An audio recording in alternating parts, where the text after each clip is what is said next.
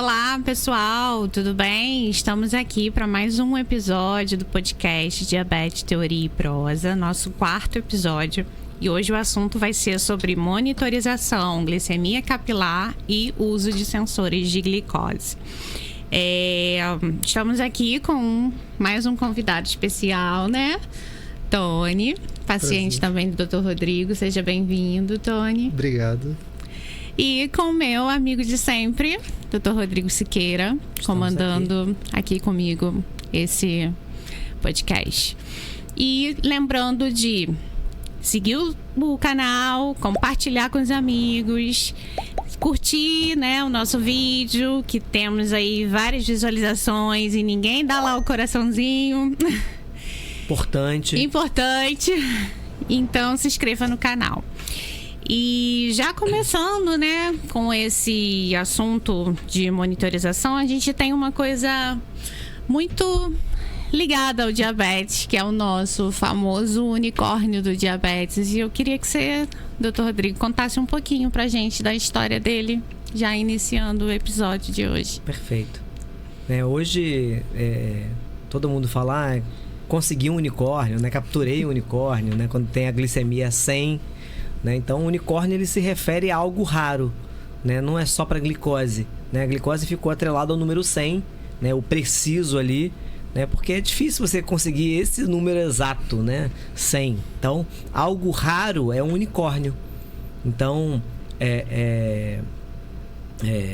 uma empresa, né, que começou lá com uma startup e de repente fatura milhões, ela é considerada um unicórnio, assim, de muitas empresas que surgem, ela é que se despontou, né? E a glicose, aquela glicose suada, difícil de conseguir, né? Quando o indivíduo está lá, né, olha no monitor, tem o 100, consegue, né? A gente chama de glicose unicórnio. Então, o número 100, né, para a pessoa com diabetes virou, né, ali o unicórnio, sinônimo do unicórnio. Sim, virou. Por isso que ele está sempre, né, aqui, né, para trazer good vibes aí para quem está assistindo, para que todo mundo capture seus unicórnios. Então, vamos lá, procura dos unicórnios. Pra gente começar então o episódio, né, eu queria, né, que o nosso convidado aí, que o Tony, se apresentasse, né, falasse um pouquinho dele, da história dele com diabetes, né? Conta aí pra gente, Tony. Bom, eu sou diabético desde os 12 anos de idade, né? Eu tô com 42 anos de idade atualmente. 30 anos de diabetes? 30 anos. Tem mais vida com diabetes do que sem? Do que sem diabetes. O início turbulento, né, como todo mundo acho que passa. A gente tem ali uma dificuldade de manter a glicemia dentro do normal, ainda mais a adolescência, né? Uma fase difícil, e a insulinoterapia era difícil também, só NPH. E foi um período difícil no início, mas depois que entrou efetivamente nas insulinas mais recentes, né, a coisa ficou um pouco melhor. E com o advento da bomba, advento das tecnologias de monitoração, depois é muito mais fácil de controlar a doença, né? Fala pra gente como é que foi a sua reação inicial sabendo que tinha diabetes. Foi complicado, né? Porque assim, eu não tinha a menor ideia do que era o diabetes. Meu pai, na verdade, desconfiou por conta dos sintomas iniciais, né? Ele tem um dos viés de formação dele, eles são da área de biologia. E daí levou para o médico, o pediatra na época, fomos fazer um exame. O pediatra também não acreditou. O pediatra, vamos fazer para desencargo de consciência, né? Só para você ficar tranquilo. Só para você ficar tranquilo. Eu ficar tranquilo, o laboratório ligou. A gente tinha uma amizade com o pessoal do laboratório. Ligou numa emergência lá para casa na sexta-feira. Na sexta-feira, uma semana depois do meu aniversário, no presente de aniversário, presente ingrato de aniversário, para falar sobre a minha glicemia, que estava em 600 e tal. Eu não lembro precisamente 600 e quanto, mas 600 alguma coisa. E daí o pediatra, era dia de consulta, ele já mandou que a gente procurasse, na época, Dr. Volney, em Niterói. Eu nunca mais esqueci o nome dele. Foi o primeiro professor da UF, né? Professor da UF, foi o primeiro endócrino que me atendeu. E aí ele me recebeu lá, e quando ele olhou para minha cara e para a cara dos meus pais, ele explicou mais ou menos o que era, e eu, assim, completamente perdido, né? que era. Tinha aqueles sintomas clássicos de muito magro, sede excessiva, fome excessiva, os desmaios ali das hipoglicemias que não sabia o que era. E ele entrou numa de querer me internar. Não, nós vamos ter que internar, porque nesse quadro ele não pode ir pra casa. E daí eu olhei pra cara do meu pai já com o olho cheio de lágrimas, né? Desesperado. Eu olhei pra cara dos meus pais, meu pai e minha mãe ali comigo, e desesperado, porque eu não queria, na verdade, a internação. Na verdade, eu nem me imaginava internado, né? Por conta de nada. E aí meu pai... Aos 12 anos, né? Poxa, não é algo comum para alguém internar, né? E eu praticava arte marcial, eu não era... Eu acho que a sorte foi até essa, né? O que segurou um pouco para eu não entrar numa cetoacidose ou num quadro mais grave de hiperglicemia foi a questão da atividade física, né? Que eu praticava ali. E aí... Meu pai falou assim, não, a gente leva ele para casa, só dizer o que tem que fazer... Aí o médico, o doutor Volney, eu não tô muito confortável com isso, né? Eu queria realmente fazer a internação dele, que lá a gente consegue acompanhar. E na época, provavelmente ele ia querer que levasse ele pro Antônio Pedro, que ele tinha ali um contato, né? Contato maior. E aí eu peguei na mão dele e falei assim, doutor, pelo amor de Deus, eu tenho uma família que me ama muito em casa. Tenho certeza que o que você pedir... eles vão fazer e já me desmanchando em lágrimas, né? Meu Deus. E aí, chantagem emocional ali na hora. Chantagem emocional. E assim, eu também não tinha a menor ideia do que era e estava abalado, né? E aí ele foi explicando mais e aí falou assim, tá bom, então você hoje não vai comer mais nada. Isso era por volta das 7 da noite, estava chovendo. Você não vai comer mais nada. Você vai chegar em casa, só vai beber água e vai dormir. E amanhã de manhã você vai fazer sua primeira dose de insulina. Aí o combinado foi fazer 2 dias só com uma dose de insulina pela manhã, né? Que era da NPH. E depois de 2 dias começar a dose noturna e eu voltar ao consultório na segunda-feira para ele fazer a dosagem certa, ver como é que estava se comportando ali a glicemia. Aí já passamos na farmácia, compramos uma caixinha de glicofita. A saudosa glicofita para poder fazer o acompanhamento, né? E passou aquele final de semana, né? Foi um final de semana de susto, porque assim, a gente... Até o que eu fui comer foi muito dosado naquele primeiro final de semana, que era mais ou menos traumático, né? Tipo, se você comer, você pode morrer, né? Então, não come não. Sim. E aí passou... Mais um episódio que a gente escuta que restrição... Não pode comer. Pois é. E aí, tipo... E eu já muito magro, né? Imagina, não era muito alto também, mas eu devia estar pesando ali uns 29, 30 quilos mais ou menos, uma criança de 12 anos. Eu olho pra minha filha hoje com 31. E fala como, né? Como, né? Com 6 anos. Então, com 7 hoje. Eu não internei, e aí na segunda-feira eu comecei a insulinoterapia com 2 doses. E aí comecei a me soltar um pouco mais na alimentação, me soltar até demais, né? Porque ele era assim, ó... Biscoito creme cracker são 2. Eu ia lá, começava a comer, dormia 4, 5. Comia escondido. Com fome, com hiper, né? Comia escondido. E aí meu pai olhava... Tá sumindo muito biscoito aqui, né? Minha mãe falava também, comendo muito biscoito. Você tá comendo mais biscoito que devia, né? E aí aquele negócio assim no início, né? Mas passada essa fase traumática, aí depois... Eu acho que o segundo ano foram muito difíceis. Os dois primeiros anos foram muito difíceis. Né? Não foi fácil controlar.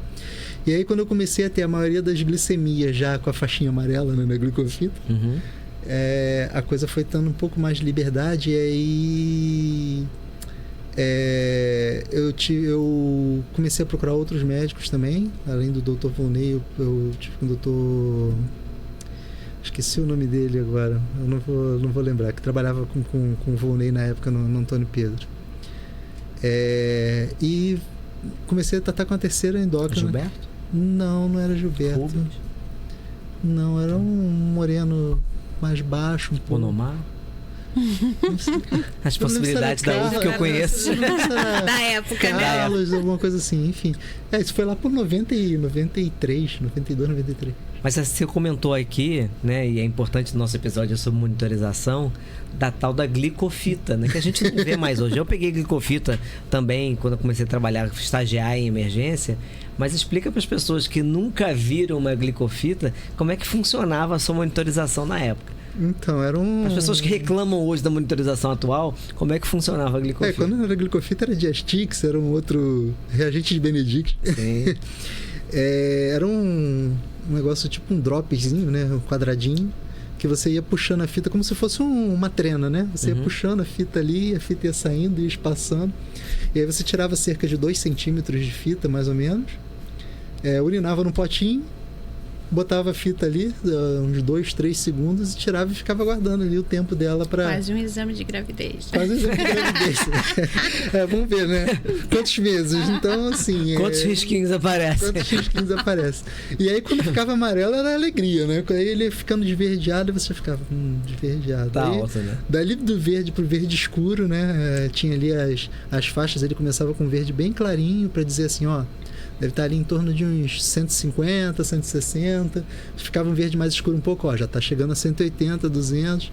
Quando escurecia totalmente, ó, corre que tá para cima de 300, né? Ou seja, eram faixas de glicemia, né? Não tinha Você tá numa precisão. faixa normal, né? Sua glicose deve estar mais ou menos entre tanto e tanto, né? Ou tá verde escuro e tá muito alto. Então você sabia ali pela cor, né? O que tinha. O guia... A partir de quanto ela tava. Exatamente. Né? Não era precisão, né? Exatamente. A partir de Nada quanto? preciso. Né? E a partir depois, né, da glicofita, qual foi a próxima monitorização que você pegou? Então, eu tive a glicofita paralelo de Astix, né? Que era pastilhinha, né? Também tinha começou com a pastilhinha, tinha a pastilhinha e tinha um outro de uma fitinha também que você botava na fitinha menor, né? Você afundava ela e tirava. E o reagente Benedict. O reagente Benedict foi o passo logo depois porque ele tinha uma faixa a mais do que a glicofita, né? Aí a precisão era um pouco maior. Um pouco melhor, precisão, né?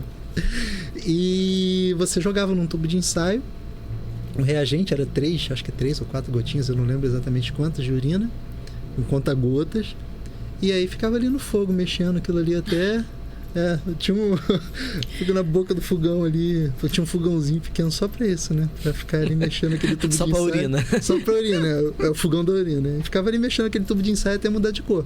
Se ele ficasse na cor dele, que era na época era um azul metálico, mais ou menos, não tinha risco, traços de glicose na urina. Se aumentasse um pouquinho, aí ele ia do verde pro marrom escuro, né? O marrom escuro era aquele...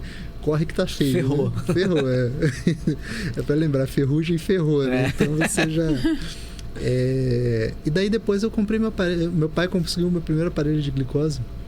Foi um aparelho da Johnson, era enorme. Um aparelho grandão, e mesmo assim era só quando a gente desconfiava que estava muito alto por conta das fitas que eram difíceis de achar, o custo era muito alto. E eu sempre fico pensando na época do reagente Benedict, né, que tinha toda essa coisa de esquentar, eu fico imaginando a pessoa indo na casa dos outros, né?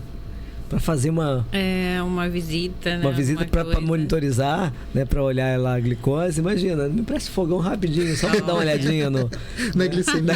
Não, na mas glicemia, aí não, na glicosúria. Na glicosúria, E aí você ia pra visitas de domingo, né? Casa de avô era... Sim. Era fogão de todo mundo, já conhecia o reagente Benedict. Mas antes do glicosímetro aí da Johnson, que você falou, acho que foi Johnson, eu na época do meu diagnóstico ainda peguei a hemoglucoteste. Sim. Que foi antes, na verdade nessa época era muito caro. Que era uma fita colorimétrica. Você também pingava o sangue ali, esperava 1 minuto, aí depois você limpava esse pedacinho de sangue que você colocou, aí você esperava mais 1, 2 minutos, agora eu não me lembro, e aí tinha ali, né, uma escala de cor. Parece um tubete, aí tinha uma escala de cor também que era parecido com isso daí. Ele vinha... tava de...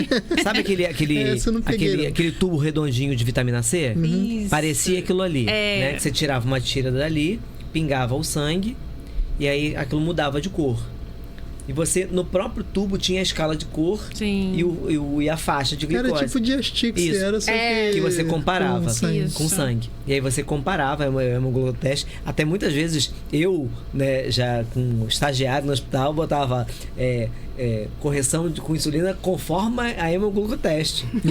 Tem médico antigo que até hoje escreve hemoglucoteste. É verdade. Né? Porque acostumou lá, na época, informado com a hemoglucoteste. Então essa era a opção. Para quem não sabe, até interessante, a tira do Accu-Chek Active também tem essa parte. Também tem essa opção, né? Ele tem aquele quadradinho ali em cima que você coloca a gota. Atrás tem lá a cor. E no tubinho da tira tem a escala de cor. Caramba. Pra quê? Será que meu glicosímetro leu certo? Ali você faz uma dupla checagem. Né? Ou eu tô sem bateria. Fazendo a fita direto. Eu faço a fita e dou uma olhadinha ali. Isso dá uma salvada. Não é tão preciso eu não quanto cheguei o aparelho, a usar o Active, não. Né? Então, para quem usa Active, faça o teste, bota o sangue e olha atrás que tem ali a escala de cor. E no próprio tubo, né, da tira tem lá a escala de cor. Então é uma outra coisa que pouca gente sabe. Né? E sempre eu falo, as pessoas falam, sério? Eu falei, é sério. Né? Isso tem ali. Então é legal de saber essa questão. E depois, né, você falou que seu pai comprou lá o tijolão, né? Tijolão. E é uma coisa, até o Edson Perrotti, que é o médico lá do Nordeste, uma vez ele falou que quando ele começou a usar essas tiras colorimétricas, né? Acho que não sei se era ele ou se era o pai, acho que era o pai, se eu não me engano, cortava essa tira em várias para render. Né? Exatamente. Porque você tinha mais, que era cara, você conseguia ali, né, fazer. Usar mais, né? Acho que ele fala que conseguia cortar em 7. Nossa! A própria glucofita a gente diminuía, não usava os 2 centímetros, usava um tamaninho um pouquinho menor também para poder durar mais. Render mais, né? E aí você falou que teve o primeiro da Johnson, né? Isso. De glicemia, mas era caro, tudo muito caro, né? Eu faço analogia com fralda, que minha mãe fala que eu usava fralda de pano. E quando ia sair, eu usava fralda descartável porque era muito caro, né? Então, é mais ou menos isso. A tecnologia vai surgindo, né? Eu vejo algumas pessoas reclamando do preço de sensor, mas é mais ou menos a mesma coisa com tudo que surge novo, né? A gente vai tendo um custo mais alto, que é natural, né? Então, você teve esse primeiro glicosímetro que já dava um valor preciso. Sim. Era mais assertivo. E aí eu já estava com insulinização com NPH e AR ali para correção. E depois veio a 70-30, né? Aquela revolucionária 70-30 que tinha ali. Que já era uma pré-mistura. Exatamente. E aí eu usava ela e... Que hoje é nada revolucionária pra gente, nenhuma pré-mistura. A gente gosta muito pra diabetes tipo 1, porque é engessada a quantidade rápida, né? Pois é muito preso, né? E aí que tava o problema, porque eu comecei a fazer dosagens de correção, tipo, se tiver até tanto a glicemia, você usa tanto de dosagem. Pra, tipo, a rápida... entrar uma quantidade suficiente para corrigir aquilo rápido. Mas só que as hipoglicemias vinham tardias, porque a NPH ficava ali no corpo, né? E aí acabava... E aí, nesse processo, eu rodei mais alguns médicos de endocrinologia. Até chegar ao tratamento com o Rodrigo hoje. Passei por alguns outros endócrinos, tentando ali, até a própria contagem de carboidrato, eu já fui aprender a contagem de carboidrato tardiamente, porque eu já tinha ali próximo dos meus 30 anos, 20 e poucos anos. Aí eu fui a um médico, o médico olhou pra mim e falou assim: mas você não sabe contar carboidrato, você é um idiota, um imbecil. Eu fico olhando pra cara dele, tá bom, eu sou, mas porque ninguém me explicou até hoje isso aí, me explica então. Os idiotas foram os anteriores que não me ajudaram, que não falaram assim, que isso existia, né? Aí ele foi, olhou pra minha cara e ficou quieto, tá bom, então vamos lá, é assim. Aí ele me ensinou a contar e dali assim o tratamento rendeu um pouco melhor. Porque até ali era muito empírico, né? O negócio era muito... E a insulinização diferente também. Eu usava 70-30 até muito tardiamente. E ali eu já fui introduzido a insulina de ação rápida com a basal, né? Eu usava a basal de manhã e as insulinas ali baseadas na contagem de carboidrato. Aí começou a dar uma melhorada. Mas contudo, com todos esses episódios e com tudo, eu nunca tive uma glicada muito alta. Eu consegui manter ela ali... mais ou menos abaixo de 9, vamos botar assim, né? Eu nunca cheguei a uma glicada de 10, por exemplo. Durante muito tempo, mesmo com esse tratamento assim, né? Você chupava o dedo, botava no vento assim, pra onde está a glicemia, né? Então... que era só um norte, né? Era um norte. Se cristalizasse, estava alto, né? Açúcar na saliva. Senão... Pois não cristalizou, então tá mais ou menos. Então, assim, passou esse período bem, né? Até eu chegar... A contagem de carboidrato eu consegui sempre manter ela abaixo dos 7, né? Com todas essas métricas ali já usando glicosímetro, já usando ali as testagens 3, 4 vezes ao dia. Também não fazia muito, era 3, 4 vezes ao dia, que as fitinhas continuavam muito caras, né? Sim. Mas os aparelhos mais modernos e mais precisos. Até que, enfim, conseguir manter essa glicemia dentro do normal. Só que ainda não estava satisfeito, porque eram muitas hiperglicemias e hipoglicemias em determinados horários do dia. E aí, quando eu vim para a mão do Dr. Rodrigo, eu até vim com esse intuito de, tipo, começar a melhorar esse controle desses picos e, de repente, partir para o tratamento da bomba, né? E aí, porque todos os médicos, ninguém falava de bomba, torcia o nariz, né? Bomba não funciona, não. Não funciona. Então, o que é isso? O que é Bomba? isso? Não, isso é muito caro, não compra isso. Isso não é para você. Não é para você, é basicamente isso. Então, infelizmente, assim, são frases comuns, né? E a gente vê que até problemas que eu tive ao longo do tempo, que mesmo com o controle ali da glicada, vamos botar assim, mais ou menos, né? Eu cheguei a ter proteinúria renal, né? E aí comecei a tomar remédio de pressão por conta da proteinúria renal. O mau controle e o mau acompanhamento das monitorações ali no início. E correção visual em uma das vistas, né? Eu cheguei a fazer. Não afetou o campo visual, graças a Deus, mas assim, o quadro regride, né? Hoje, com o tratamento adequado, o quadro tá bem diferente do que era. Mas é uma coisa que aconteceu e foi o passado que cobrou, né? Em algum momento, por conta da monitoração falha lá atrás, por conta das tecnologias que a gente tinha e a não indicação adequada do tratamento, né? Que foi um pecado ali durante muito tempo, né? Mas que um pecado que eu hoje não carrego tanta culpa, porque eu me isento de metade dele por causa de falta de orientação. Né? Você fez o melhor com o conhecimento que você tinha naquele momento. Exatamente. Né? Então, e com as tecnologias que também tinham, ali, né? Por mais muitas vezes que você tivesse até mais conhecimento, e talvez também hoje, tudo que eu sei, muitas coisas que eu sei hoje, até nem tinham na época que eu comecei a fazer diabetes tipo 1. Né? Então a gente aprendeu muito com as tecnologias também que foram chegando. Né? Foram lançadas insulinas, formas de monitorização que nos ensinaram também que, olha, isso não é o jeito certo de insulinizar, o paciente ainda tem problema. Como é que a gente consegue melhorar? Então, a busca incessante por melhora, né, fez a gente aprender mais, né, para ajudar também a vocês. Então, é um misto de tudo também, né? Com certeza. Então, foi aí, concordo com você, né? Não tem que ter culpa nenhuma, porque foi o melhor que você podia, né, para aquele momento. De fato, assim, a gente ainda não abandonou a glicemia capilar, né? Hoje ela é uma glicemia ali mais fácil, porém, mesmo com o uso dos sensores... A maior parte da população usa glicemia capilar. Né? Exatamente, né? E já falando delas, qual é o número ideal de glicemias? Então, eu sempre falo para o paciente, alguns já estão aqui assistindo o episódio, certamente já me ouviram falar isso algumas vezes.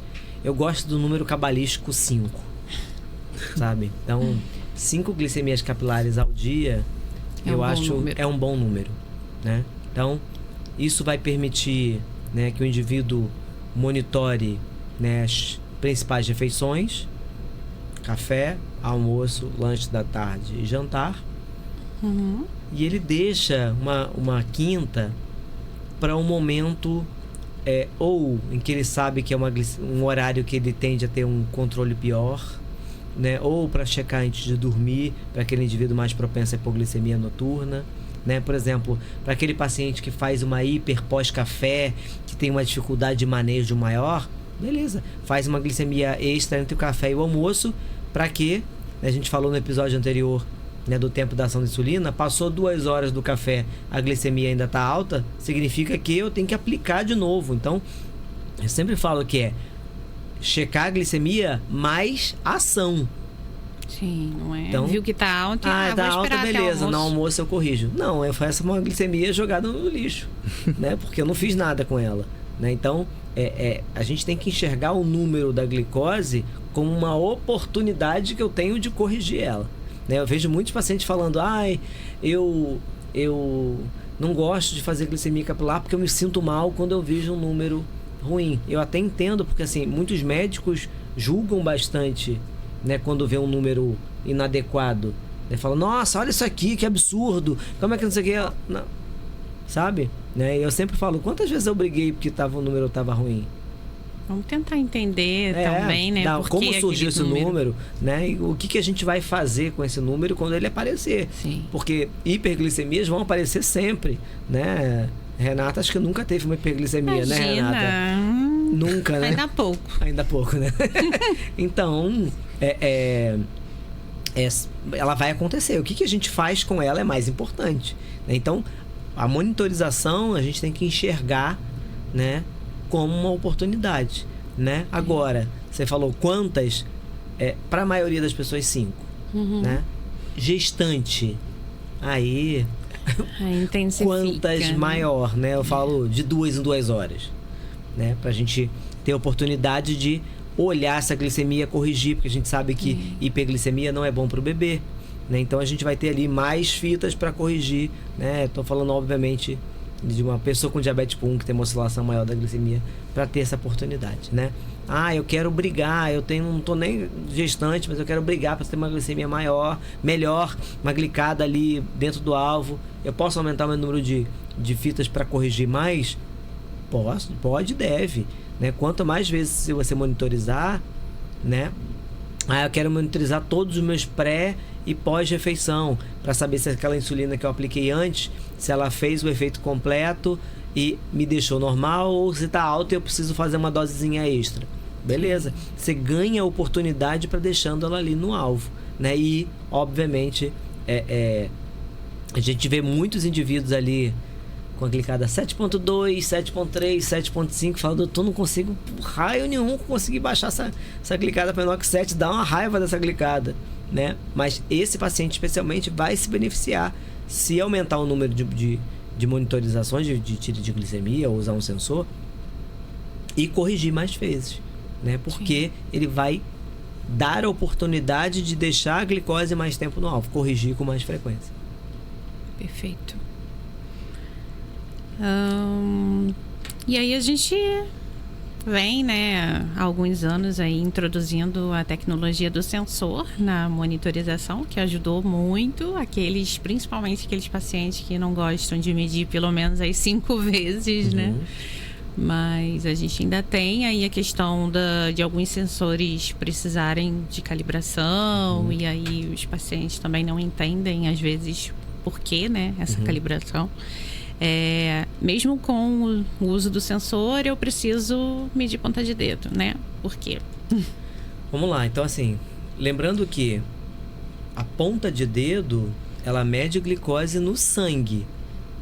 E o sensor vai medir a glicose no líquido intersticial, que é aquele líquido que banha as células, né? Então isso já tem uma primeira diferença. Eu estou lendo glicose em compartimentos no corpo diferente.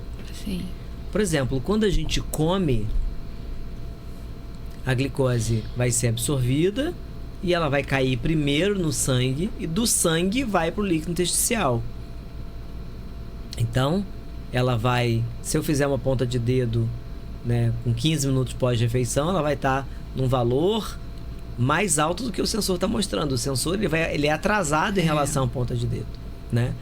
Obviamente, em momentos que eu estou com uma glicose estável, a ponta de dedo vai parecer muito com o sensor, porque eu não tenho grandes variações, mas em momento de variação, né, eu vou ter. Então, por exemplo, comparar 40 minutos pós-refeição uma glicose da ponta de dedo com o sensor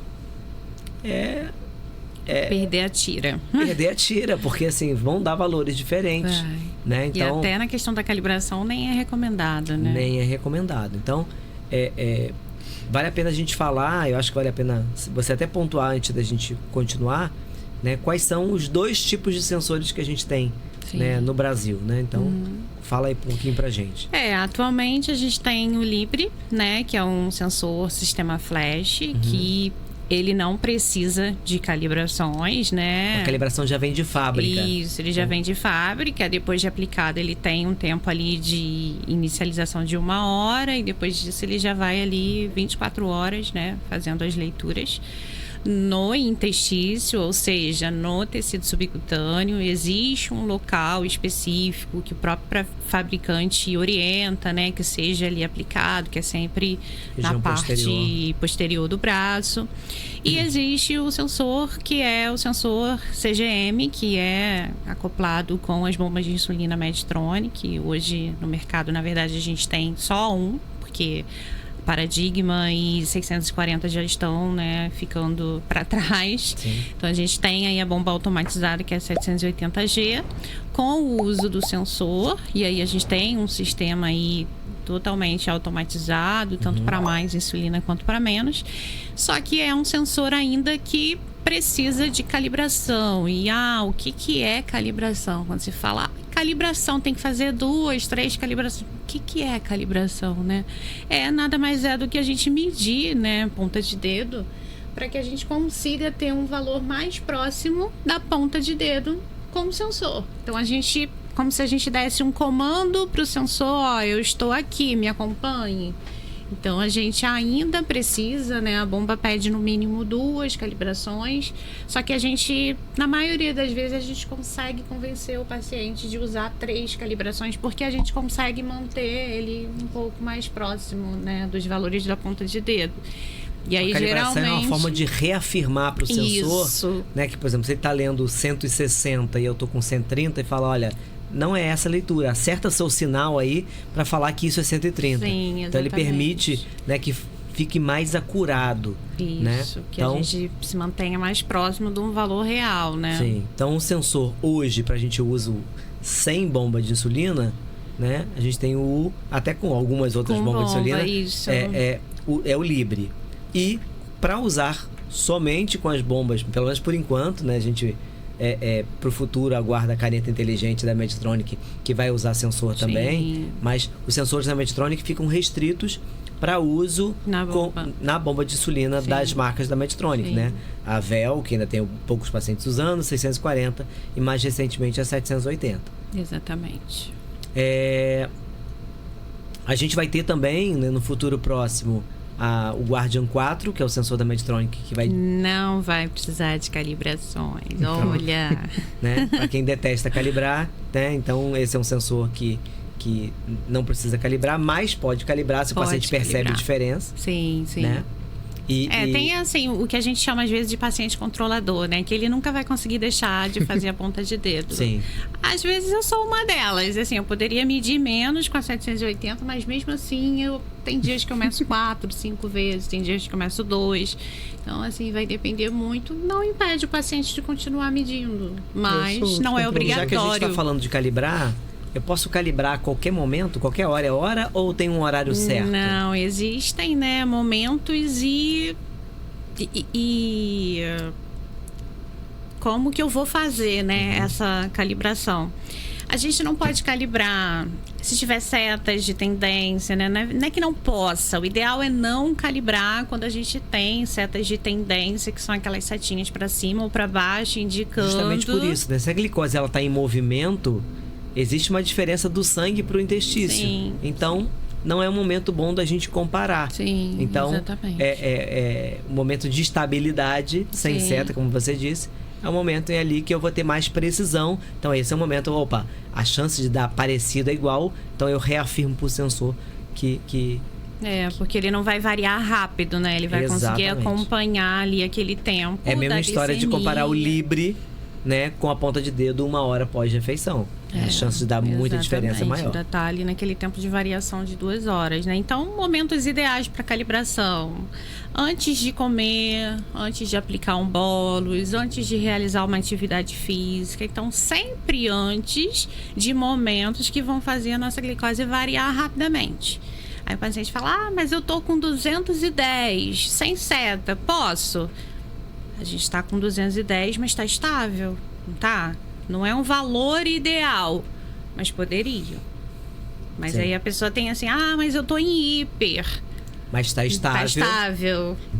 Não é o valor. Não é. É se a glicose está estável ou não. Isso, ou não. E claro que o ideal é a gente calibrar com uma glicemia, né? Melhor, mais próximo da meta, mas nem sempre isso é possível. Nem todo dia vai dar pra... Exatamente. Então, assim, sempre o que eu costumo orientar para todos os meus pacientes é sempre café da manhã, almoço e janta. Porque, assim, não vai introduzir mais nenhum furo ali para ele, O período pré-refeição normalmente é um período mais estável também. Sim. Né? Então, porque a gente sabe que o que faz da maior parte das vezes a variação é a comida. É a comida. Né? Então, antes das refeições é um bom momento para calibrar. Sim, e aí já vai ser antes de tomar insulina também, e aí não vai ter aquela variação, né?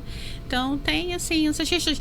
Tá com o dedo limpo, porque às vezes a gente tá na rua o dia inteiro, não lavou a mão, aí fez ali uma glicemia. Então a sujeira pode dar um valor caso, alterado. Né, para contextualizar, nunca mais esqueci desse caso. Era uma criança que estava em lua de mel. E então ele tinha uma glicose muito boa e tal. E a mãe, de repente, me liga, ficou insistindo, eu estava atendendo. Eu falei, deve ser alguma coisa urgente, atendi. A mãe, ela, doutor, graças a Deus o senhor atendeu. Aí ela falou, acabei de olhar a glicose dele, 430. E aí eu falei, não, mas tudo igual? Algum sinal de infecção? Não, tudo igual, não sei o que. Eu falei, lavou a mão? Aí ela falou, não. Aí ela falou, tá, eu vou fazer aqui e te dou um retorno. Daqui a pouco ela falou, doutor, deu 80. Aí ela falou, agora que eu parei pra pensar, ele tava comendo morango, né? E aí ficou ali o açúcar da fruta, né? Mediu. E aí deu alta. Deu alta. Então, assim, é muito importante. Sim. Né? Recentemente aconteceu também com uma outra paciente, que a mãe fez a glicemia capilar, tava com hiper, corrigiu com insulina, na verdade a glicemia devia estar normal, e aí fez uma crise convulsiva por hipoglicemia. Caramba. Porque depois a gente ficou pensando, né, nas possibilidades. Ela falou, olha, ela também era fruta, ela estava comendo fruta, eu não lavei a mão, deve ter sido isso. Porque ela falou, e foi muito rápido, sabe? Foi assim, 40 minutos pós-insulina e a glicose estava muito alta, sabe? Não casava o tempo de ação da insulina, que a gente discutiu lá no terceiro episódio. Assistam lá, com o tempo para acontecer ali a crise convulsiva. De repente ela estava até, né, com uma hipoglicemia pois é. Então, assim, um pequeno detalhe, mas super importante, né? Exatamente. Pode fazer toda a diferença na conduta, né, do que a gente vai fazer. Exatamente. E assim, um último ponto de calibração é o tempo também, né? Que a gente mediu aquela glicemia e o tempo que a gente vai informar no aparelho lá na bomba para poder realizar a calibração. A gente tem que entender que a glicose ela muda a cada 5 minutos. Então, se eu medir agora... Ficar esperando daqui a meia hora eu vou lá e lanço.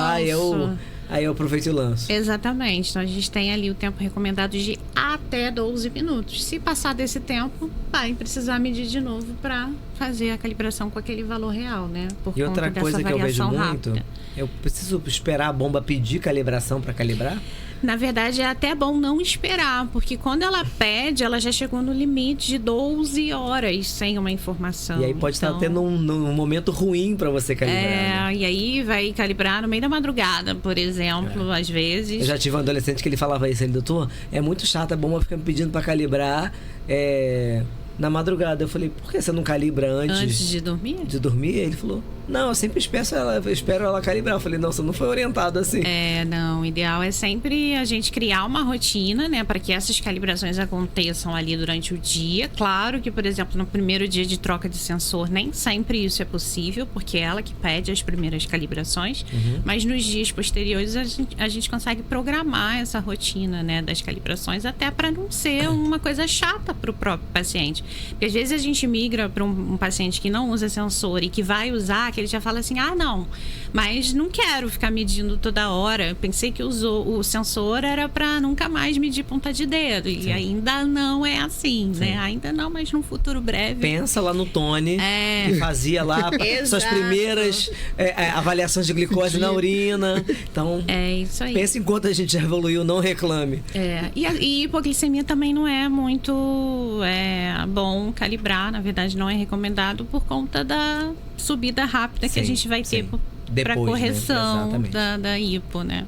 Mas você me perguntou, né, quando que, mesmo usando o sensor, eu preciso fazer ponta de dedo, né? Sim. A hipoglicemia é um bom momento. Sim. Primeiro, se o sensor me fala que eu tô com hipoglicemia e eu não tô com sintoma, eu devo conferir na ponta de dedo para olhar se realmente eu tô com hipoglicemia. A mesma coisa vale se ele me fala que eu tô com hiper e eu não tô com aqueles sintomas clássicos de hiper, não tô com sede, não tô urinando. Será que realmente é uma hiper? Vale a pena dar uma olhada. Sim. Né? E a terceira, que muita gente esquece, que é: eu tive uma hipoglicemia, corrigi a hipoglicemia, e para eu avaliar se eu recuperei a hipoglicemia, eu tenho que olhar a ponta de dedo. Por quê? O sensor, lembra que eu falei que eu vou comer, né, o carboidrato, vai ser absorvido, vai passar primeiro para o sangue e depois para o sensor? Então o sensor ele é atrasado. Sim. Então que aquela, né, para adulto que a gente fala a tal da regra dos 15, né, que é comer 15 gramas de carboidrato, esperar 15 minutos para olhar de novo, o sensor ele pode falar que você em 15 minutos ainda está com hipo. E aí você vai fazer o quê?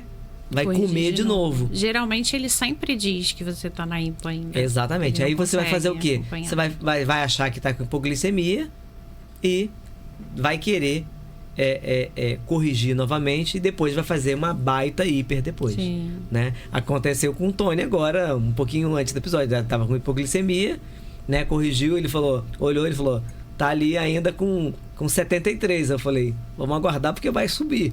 Né? Aí subiu. Né? Tá em 130 agora. 130. Então, assim, o sensor ele demora, né, a mostrar essa recuperação. Muitas vezes o que acontece antes do número mudar é a seta. Né? Eu tô com hipo, tô com 61, mas a seta já tá inclinada para cima. Ou seja, eu sei que provavelmente já até corrigiu. Se eu fizer uma ponta de dedo, já corrigiu. Né? Mas o sensor ainda vai demorar a mostrar essa melhora. Tony, como é que o sensor mudou o seu diabetes? Não, primeiro a quantidade de furos, né? eu sou o tipo controlador. Que furava 8 vezes por dia. Antes das refeições, depois das refeições. Até para acompanhar mesmo a questão da glicemia. Eu sempre fui muito chato com isso. Né? Perturbava muito o médico por causa disso. E... a vinda do sensor facilitou muito essa questão de vamos parar de furar o dedo, né? Você mede ali, você tem de 5 minutos a sua mão a glicemia, né? É muito louco para ficar olhando toda hora. Você pega o celular toda hora, mede ali, eu pego o sensor da própria... É muito mais fácil, né? Pois é. É mais fácil de você acompanhar. E quando tem uma variação que você não, como o Rodrigo falou, você não tem sintomas e você percebe que está muito brusco ou muito brusco do que você mediu, sei lá, 10 minutos atrás, 20 minutos atrás, a ponta de dedo continua ali, né? Tô sempre com o meu controle junto ali para acompanhar. Sim, mas diante de tudo isso aí que você já usou, acho que deu um confortozinho, né? Perfeito, mudou completamente a vida. E assim... Você prefere o reagente Benedict, né? Nem pensar. É só de você não ter mais que tirar. Você tá dirigindo, tá fazendo qualquer coisa ali, você... Nossa, tem essa facilidade. Poder ter essa facilidade, né? De ver ali e ter uma noção pela seta de tendência. Imagina você dirigindo, né? No seu fogãozinho ali, Tony. Do lado, com tudo de ensaio. Aqui não senta ninguém, não, que é o meu fogão. Tá? Meu fogão, lugar do meu fogão, por favor. Ai. E preciso medir pós-prandial? Sempre que possível, eu falaria que sim. Né? Porque é aquilo que eu falei lá no início. Né? Olhar o pós-refeição, né? O 2 horas após refeição, é a oportunidade que eu tenho de que, se não tiver dentro daquilo que eu gostaria que tivesse, que eu tenha a oportunidade de corrigir. Então, sempre que possível, sim. Então, para entrar lá naquele meu número cabalístico de pelo menos 5. Mas aí vai ser mais do que 5, né? Vai ser, se foram 6, 7, né, refeições, acaba que muitas vezes quando o pós de uma refeição, às vezes um pós-almoço vira um pré-lanche da tarde, Sim. Então acaba diminuindo uma, mas sempre que possível, eu acho que vale a pena, muito a pena. Sim, até porque a gente consegue mexer ali na relação insulina-carboidrato, né? Só vendo isso, geralmente. Sim, e é o que a gente percebe muito com o sensor, né? com essa facilidade de eu olhar a glicose em qualquer momento, primeiro, a gente aprende mais, Sim. né? Olhando para o que acontece com a minha glicemia com o que eu fiz antes de comer. E a gente sabe em 2 horas como é que tá a minha glicose. Tanto que, assim, inúmeros estudos mostram o mesmo resultado, que é o fato do indivíduo usar sensor, Melhora. ele vai melhorar o controle da glicose. Mesmo se eu não mudar a dose da insulina, mas ele vai corrigir mais vezes, porque ele viu números Sim. que não estavam no alvo, e isso vai dar a oportunidade da glicada melhorar, né? Porque a glicada é média da glicose. Se eu corrijo mais vezes, eu vou colocar a glicose para níveis normais mais tempo e, obviamente, eu vou ter, né, uma glicada melhor. Sim, com certeza. E você usa o Miau Miau? Eu uso já. Que vantagens que a gente tem que vocês podem falar aí pra gente? Primeiro, antes dele falar, eu vou falar um pouquinho o que é o Miau Miau, né? Você falou bem lá no início, né? O sensor Libre, até pouco tempo atrás, ele era um sensor flash, né? Que era aquele sensor, se eu escaneio, eu tenho o valor da glicose, né? Só que muita gente gostaria que o sensor fosse contínuo, como é o sensor da bomba, né? Que alimenta ali em tempo real, né? Hoje a gente já tem o Freestyle Lib 2 Plus, que dá essa informação, né? Aqui no Brasil. Mas quando não tinha, né, esse sensor, o que acontece? Eu tenho um dispositivo, né, que é esse Miau Miau, que eu acoplo no sensor e ele transforma esse sinal NFC, que é o sinal que eu vou escanear, num sinal Bluetooth. Então, transmite para o telefone lá em tempo real. Então, isso para muitos pais é um sonho, porque assim, eu vou mandar meu filho para a escola. Tá, mas como é que tá essa glicemia? Será que a professora vai ter cuidado de ficar olhando? Será que meu filho vai fazer hipoglicemia e ninguém vai ver? Tem alarme? Né? Tem alarme. Então, assim, ele pode mandar um telefone com o filho, esse Miau Miau vai se conectar com o telefone, isso manda para a nuvem e eu, à distância, consigo ver o valor da glicose. Ou o meu filho está dormindo no meu quarto, eu consigo acompanhar em tempo real. Se fizer hipoglicemia, tem alarme. Se fizer hiper, também tem alarme. Então eu consigo, ficar mais tranquilo. Então, Sim. muitos pacientes acabam colocando Miau Miau para ter essa questão, né, dessa transformação de um sensor sob demanda, né? Ou seja, eu escaneio, eu tenho resultado com um sensor contínuo, né? O Tony já olhou ali no reloginho já sabia lá, quanto tava. já falar, não, eu tô ali, né? Eu tô trabalhando, não preciso pegar meu telefone para escanear, né? Eu passo um olho aqui no meu relógio, né? Ou na tela do telefone celular e consigo olhar.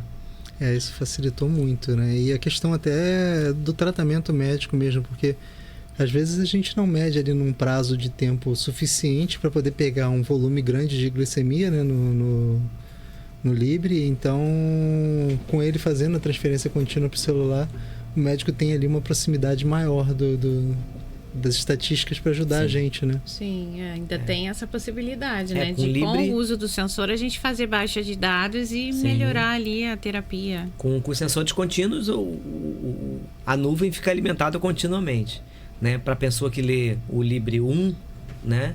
Então ele guarda a informação por 8 horas, né? Então o indivíduo dormiu meia-noite, escaneou, acordou 8 da manhã. Quando ele escaneou 8 horas da manhã, eu recupero todo aquele dado de meia-noite às 8. Se ele acordou às 9, ele vai perder o dado de meia-noite a 1, mas de 1 às 9 ele recupera. Então a gente acaba tendo muito mais dado para tomar atitude também. Eu, como médico, quando eu olho, né, uma tabelinha de glicemia capilar que dá vontade hoje de chorar, que era o que a gente tinha, né, e olho um dado de sensor e falo, né, hoje uma mãe que tá na briga por um sensor, ela falou, tá quase saindo. Ela falou, o senhor vai ter muito mais dado para ajustar, né? Eu falei, muito mais, né? Porque a gente começa a ter mais, né, precisão de qualquer horário do dia, né? Sim. Muitas vezes a gente tinha lá paciente que acordava com hiperglicemia. Será que ele fez uma hipo de madrugada e subiu? Ou é um fenômeno do alvorecer? A gente pediu o paciente para acordar 3 da manhã para medir. muitos não acordavam 3 da manhã para medir. A gente ficava sem informação. Agora não, né? Recuperando 8 horas para trás, eu tenho dado e falar... Essa glicemia sobe aqui nesse horário, provavelmente é um fenômeno do alvorecer. Então a gente começa a ter mais dado para trabalhar, né, com as possibilidades. Sim, infelizmente ainda não é acesso de todos, né? Mas assim, já começa a melhorar, né? Sim. E muitos pacientes começam a usar, né? O outro paciente também essa semana perguntou: mas se eu usar o sensor, eu não tenho condição de comprar, mas se eu usar só quando eu vier para consulta 14 dias antes de colocar um sensor, te ajuda? Eu falei, muito, né? Já me ajuda demais. Sim. Né? Para alguns pacientes eu falo, olha, coloca 7 dias antes, a gente faz um ajuste e a gente 7 depois eu dou uma reolhada. A gente vai trabalhando com o que dá, né? Obviamente, então é uma excelente ferramenta para a gente educar o paciente e uma excelente ferramenta para fazer ajuste. Entendi. Tem uma coisa interessante sobre o sensor e a glicemia capilar, que é parar para fazer conta. Tipo, você faz 8 glicemias capilares por dia. E aí você compra uma caixa de fita de 50 fitas. Você paga um valor X.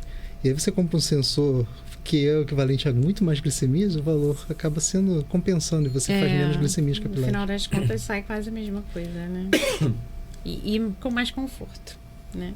Exatamente. Acontece que muita gente também não compra, tira, né? Pega. Então, tem isso acaba, essa questão. Mas acho que às vezes o próprio governo podia. Já tem algumas prefeituras, conta, né? Fazendo essa estratégia de mudar e tal. Mas ainda é pouco. Eu acho que pro futuro isso vai ser inevitável, sabe? A gente... o sensor ser o novo normal. Sim. De monitorização. Amém. Tecnologia transformando vidas. Muito. Graças a Deus. Em todos os aspectos. Pois é, exatamente. Otone, relógio, celular. E essa questão de estar sempre aí monitorizado, com os alarmes, isso te atrapalha, te deixa preocupado, ansioso? Depende, tem vezes que sim, né? Quando eu tô assim, inclusive eu já passei por um episódio uma vez que eu até cheguei no consultório, aí o Rodrigo, por que teve essa variação aqui? Eu falei, não, esse dia aqui foi o seguinte, eu ia dirigir uma distância longa, eu vi a glicemia baixando, a seta de tendência para baixo, a glicemia baixando assim, com um delta muito, muito forte, né? Negativo ali muito forte, uma variação muito grande. Eu peguei e exagerei no doce, para poder ter certeza de que eu vou dirigir e não vou ter problemas no caminho, né? Paz, então, né? em paz, e aí... Ele, não, tá bom, tá justificado. E depois eu ia entrar em reuniões seguidas que eu não ia ter tempo. Eu tô dirigindo, o que eu quero naquele momento é segurança. Sim. Eu vou me preocupar em fazer 15 gramas de carboidrato e daqui a pouco posso ser que eu tenha outra hipo dirigindo. Não, eu vou agora, naquele momento, é uma hiper completamente justificável. Sim, né? Exatamente. Sim. E eu vou falar, não, você tá errado. Não. O que a gente falou, né? Sempre olhar o contexto que tem ali em cima daquele valor. Porque às vezes o melhor para aquele momento era aquele valor. Exatamente. Né? Então tudo vai depender disso. Exatamente. E aí o seu, no caso, não tem alarmes? Ele tem, na verdade, pelo aplicativo, né, que acompanha, eu gero alarmes tanto para hiper quanto para hipo. Mas isso normalmente já está chegando a tipo 10 miligramas ali antes de chegar aos 70, 80 ele começa a alarmar. Então ali por previsão de que é para eu poder agir. Para você o alarme é um problema ou você enxerga o alarme como um amigo? Depende do momento, que às vezes você olha, você tá estressado, né? Você tá estressado, você olha pro celular de novo. De novo o hipo hoje não, né? De novo o hipo hoje não, né? Então, assim, até no geral é um amigo, a gente sabe que é um amigo que facilita muito e previne que a gente tenha problemas. Sim. Mas os momentos, às vezes, que você tá atribulado ali, ou, como o Rodrigo falou, várias hipos no mesmo dia, ou hipers no mesmo dia, você acaba... Deixando um pouco mais estressado. Deixa um pouco mais estressado, né? Você Eu digo que o alarme durante o dia é meu amigo, mas de noite ele é meu inimigo, né? Porque atrapalha o nosso sono. E é engraçado, não sei pra você, mas a maioria dos pacientes relatam, e é também o que acontece comigo, às vezes eu já nem escuto mais o alarme. Minha mãe vai lá, tá escutando? Não, a bomba tocar. Porque parece que é uma coisa que já faz parte da gente, sabe? E aí a gente às vezes esquece, tá acostumado talvez com aquele barulho. Minha filha olha e fala assim, papai, tá na hora de olhar a sua saúde, ó, tá fazendo barulho ali. Então, assim, é nosso amigo, na verdade. E eu na colônia alarme, tem horas que eu escuto alarme sem ter alarme. Porque escutou tantos ali, que eu já mas fico... é o nosso cérebro, acho que ele vai trabalhando cima disso, né? É bem possível. Porque eu perguntei essa questão se o alarme incomoda ou não, porque cresce o número de artigos falando de cansaço de alarme, né? Porque, assim, obviamente a tecnologia oferece muita solução, mas tanta coisa, né, que ela nos traz, né? E aí o excesso de informação também se traz ansiedade. Sim. Né? A gente vê com rede social, a gente vê com alarme de glicemia. Então, assim, tudo tecnologicamente em excesso também traz um cansaço ali, tipo... Sim. Você disse de novo. É igual a gente não, né? nota, por exemplo, quando é um paciente que não faz uso de sensor e vai passar a usar sensor. Na primeira semana, pelo menos, ele fica naquela ansiedade, assim, ai meu Deus, tá subindo, ai tá caindo, ai. Calma. Vai chegar no momento que você vai esquecer aquilo dali. Sim. E aí é exatamente assim. Aquela primeira semana é aquela semana ansiosa e depois ele vai e relaxa. Às vezes aquele paciente controlador que quer um alarme mais baixo, eu falo, não, alarme mais alto. Agora, nesse início, para você se acostumar. Porque se alarmar agora muitas vezes, você vai ficar no caos. Se acostuma com o sensor, primeira etapa. Segundo, se a gente quiser reduzir para frente o valor que vai alarmar, a gente reduz. Mas agora... Mas hoje a gente até tem menos alarmes, né? Menos. A questão da 780, né? A automatização também diminuiu, assim, consideravelmente. Como ela vai tomando atitude ali, ela já... Isso. São alarmes de segurança, né? Sim, consideravelmente... Sim. Diminuiu as chances muito, do alarme, né? Sim, diminuiu bastante. Ajuda bastante. Hoje, em que momento você, Renata, você percebe que assim... o Tony depende do dia. Para você, o excesso de informação ali de... O Tony conhece bastante o perfil ali de olhar muitas vezes, ele já tá ali no relógio já olhando, né? Mas você também é mais controladora ou você atualmente deixa o algoritmo te deixar feliz? Então, eu tenho deixado o algoritmo trabalhar, me deixar feliz, mas ainda tem uns momentos, assim, de ser bem controladora, né? Sim. Como eu disse, às vezes eu poderia medir só 2 vezes no dia, mas tem dia que eu meço 5 pontas de dedo, porque eu quero naquele dia saber melhor, mas aí tem aquele dia que você tá mais... Aquela briga por 90% no alvo pra cima. Tentando, mas nem sempre a gente quer isso também, né? Aí tem aquele dia que a gente deixa lá, mas mesmo assim, deixando o algoritmo trabalhar, ele tem trabalhado bem, então acabo dando mais. A gente tem aqui 2 bons exemplares de glicada. Quanto a última glicada? A minha última foi 6.2. E a última? A minha agora deu um pouquinho mais alto, porque eu acabei relaxando um pouco, deu 6.6 a última. E a anterior? 5.9. E a anterior também foi? 5.6. Tá vendo? Eu também porque eu relaxei nesse último período. Super controladores. Vendo? E é isso, mas assim, e é legal, porque assim, em tudo, nos supercontroladores também tem o período de não tão controladores, né? Não tô afim hoje. Não tô afim. Hoje não. E tem alguém que vai falar, não tão controladores, vai falar com 6.6, vai reclamar com outro. Mas, pro controlador, 6.6 já incomoda. Eu quero 6. Eu já tive melhor, né? Pelo amor de Deus. Mas a gente flutua, é normal isso, né? Tem dia que eu tô afim de fazer exercício e tem dia que eu também não tô. Sim. Né? Tem dia que o autocuidado ele é melhor, tem dia que também não é. Sim. Então é natural essa flutuação. E assim, como recentemente eu passei também, né, pelo tratamento do câncer, foi um ano passado, assim, super pesado, e eu queria a glicose ali na meta. Eu acho que esse momento, assim, eu dei uma relaxada em ser controladora, sabe? Mas nada que tenha saído do 7%. Tá ali no 6.6, tá bom ainda. Então, para finalizar no podcast, eu só vou trazer, a gente está recém-lançado do Freestyle 2 Plus, né, no Brasil, né? E para quem não sabe, né, assim, das principais diferenças do 1 pro 2, né? Primeiro que não vai precisar mais do miau miau, né? Então, ele deixa de ser um sensor flash, em que eu preciso escanear, para ser um sensor contínuo. Através de Bluetooth. Bluetooth, né? Segundo é o tempo de duração do sensor. 14 dias para o Freestyle Libre 1, 15 dias para o Freestyle Libre 2 Plus. Precisão, né? Eu considero a precisão do sensor Freestyle boa, né? Ficou ainda melhor, né? Então a precisão melhor, né? E a possibilidade de colocar alarmes, né? Como ele vai ser um sensor contínuo, né? Transmissão ali por Bluetooth, vai precisar escanear o sensor? Vai precisar continuar escaneando. Para quando? Para ativar o sensor, para iniciar ele, eu preciso escanear. E preciso escanear quando eu perder o sinal. Né? Então eu saí de perto do telefone, fui para longe, perdi o sinal. Para reconectar eu preciso escanear novamente. E a partir daí, perto, ele é sempre por Bluetooth, né? Essa comunicação. Então ainda vai ter, né, essa coisa de ter um telefone com NFC para dar start ali no sensor, né? Então, mas eu não tenho, meu telefone não é compatível com NFC, não sei o quê. Vai continuar lá no leitor e no Freestyle Libre 1, porque não vai ter Freestyle Libre 2 Plus com leitor no Brasil. Então, no Brasil a gente vai continuar tendo os dois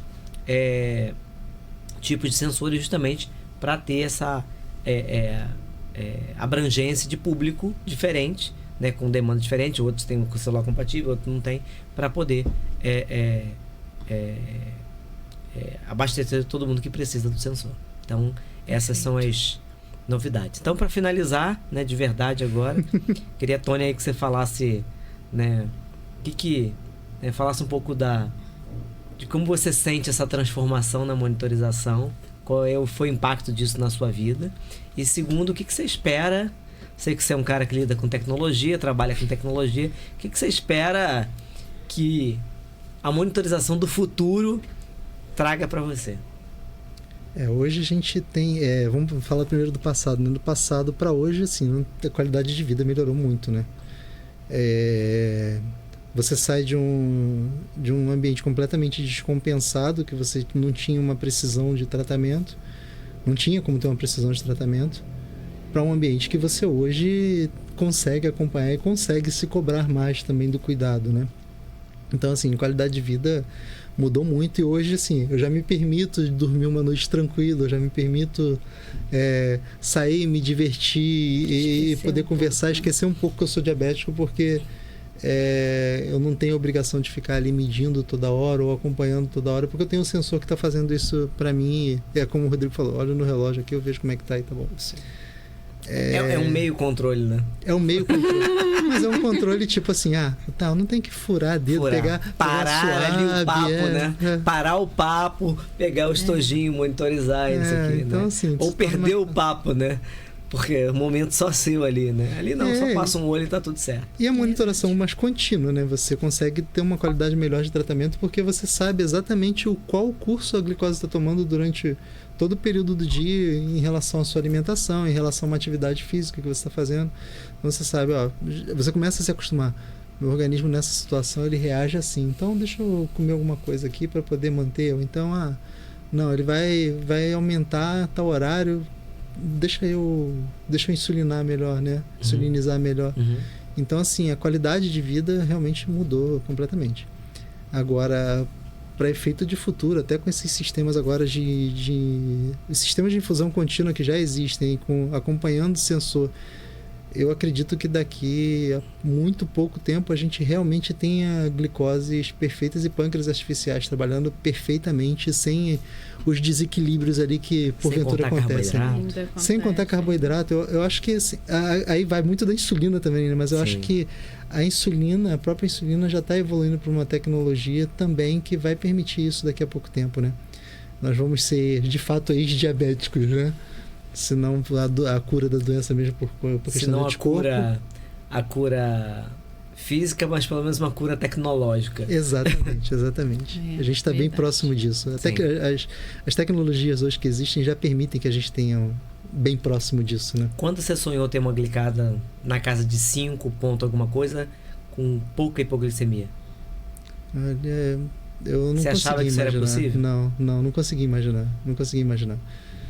E aí só a monitoração mesmo para permitir que chegasse a isso. Então isso a gente pensa no futuro, mas o futuro já é agora. Né? Exatamente. A gente já consegue fazer muito com o que a gente tem. Sim. E você não tá lesando mais seu corpo, né? Sim.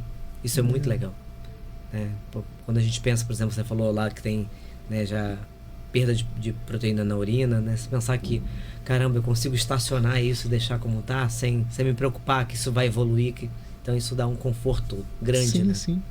Sim, com certeza. Então, como eu disse, a tecnologia transformando vidas, né? Totalmente. Totalmente.